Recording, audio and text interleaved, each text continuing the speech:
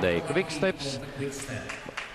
Un pēc šī pusfināla mēs atkal pievērsīsimies pasaules čempionātam desmitajās jauniešiem. Šoreiz tā būs standartdeja programma. Bet tagad noskatāmies Kvikstepu.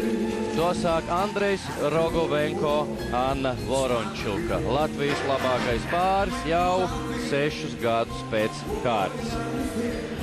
Un starp citu, nerunājot tikai par dejām, es varu teikt, ka Andrejs ir tikko kā beidzis maģistratūru Latvijas Universitātē tiesību zinībās, bet Anna studē pēdējo gadu šajā pašā augstskolā ekonomikas vadību.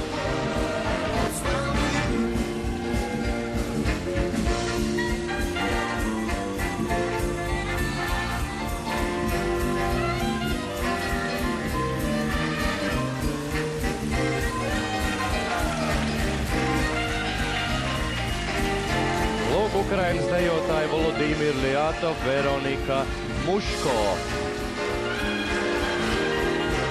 Ar 18. numuru tikko priekšā bija Dānijas dejotāji, arī es jau viņus esmu pieminējis.